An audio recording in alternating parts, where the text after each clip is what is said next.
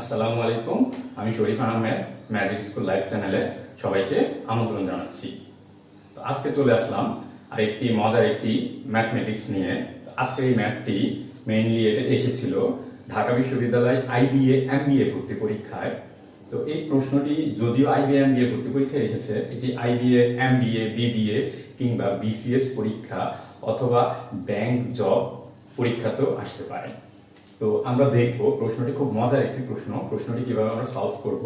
প্রশ্নটি হচ্ছে what is the last digit of 4 to the power 252, মানে 4 এর উপর যদি আমরা পাওয়ার দেই 252, তখন এটাকে ভাঙলে পাওয়ারটাকে নরমাল করলে যে সংখ্যাটা আসবে ওই সংখ্যাটার শেষ ডিজিটটা জানতে চাওয়া হয়েছে। তো অনেকে হয়তো বলতে পারেন যে শেষ ডিজিটটা আমরা কিভাবে বের করব ক্যালকুলেটর ছাড়া। তো ক্যালকুলেটর দিয়েও এটা করা যাবে না, কারণ এত বড় পাওয়ার ক্যালকুলেটর কাউন্ট করতে পারবে না। এই জন্য আমরা এটা একটা টেকনিকের মাধ্যমে দেখব। টেকনিকটা হচ্ছে এটা একদম ইজি, মানে আমাদের পুরা 252 পর্যন্ত যাওয়া লাগবে না। আমরা প্রথমে 4-এর কিছু পাওয়ার নিব, পাওয়ার নিয়ে দেখব একটা টেকনিক দাঁড় করানো যায় কিনা। তারপরে এই টেকনিকটা দাঁড় করিয়ে আমরা খুব ইজিলি 4-এর উপর 252 না, 2052, 2,53,000 যত পাওয়ারই দেওয়া থাক না কেন আমরা শেষ ডিজিটটা বলতে পারবো। তো আমরা দেখি, প্রথমে আমরা নিব 4 to the power 1। 4 to the পাওয়ার 1 মানে হচ্ছে 4, তারপর 4 স্কয়ার মানে হচ্ছে 16, 4 কিউব মানে হচ্ছে 64, 4 টু দি পাওয়ার 4 মানে হচ্ছে 256, আর 4 টু দি পাওয়ার 5 মানে হচ্ছে 1024, তারপর 4 টু দি পাওয়ার 6 হচ্ছে 4096। এভাবে আমরা যাইতে থাকবো, কিন্তু আমরা আপাতত এখানে স্টপ হব। আমরা এখানে স্টপ নিয়ে আমরা দেখতে একটা টেকনিক দেখবো, একটা সিকোয়েন্স দেখবো। সিকোয়েন্সটা হচ্ছে 4 এর পাওয়ার যখন বিজোড়, 4 এর পাওয়ার যখন বিজোড়, তখন আমাদের 4 এর পাওয়ার বিজোড় হলে শেষ ডিজিটটা হচ্ছে কত? 4।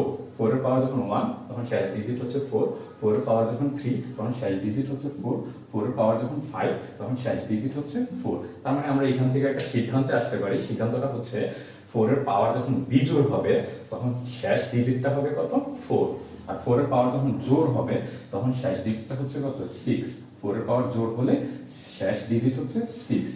আমরা এখান থেকে একটা ডিসিশনে আসতে পারি, পাওয়ার 4 এর পাওয়ার যদি জোড় হয় তখন লাস্ট ডিজিট আসবে 6, আর 4 এর পাওয়ার যদি বিজোড় হয় তখন লাস্ট ডিজিট আসবে 4। তো আমাদের প্রবলেমটা হচ্ছে 4 টু দি পাওয়ার 252।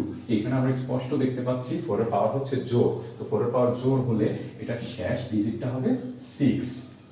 আমরা আরেকটি উদাহরণ দেখি। 4 এর পাওয়ার যদি আমরা দিলাম 1053, তো এইখানে এটার শেষ ডিজিটটা কত? তো এটা শেষ ডিজিটটা কি হবে? এখানে পাওয়ার যেহেতু বিজোড় সেই জন্য এটা শেষ ডিজিট হবে কত? 4।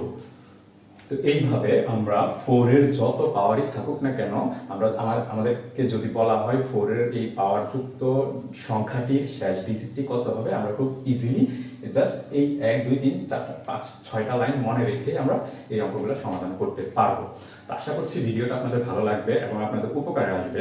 যদি আপনাদের উপকারে আসে তাহলে ভিডিওটি অবশ্যই শেয়ার করবেন, এবং আর আপনি যদি আমার চ্যানেলে নতুন হয়ে থাকেন তাহলে অবশ্যই চ্যানেলটি সাবস্ক্রাইব করবেন। ভালো থাকেন, আল্লাহ হাফেজ।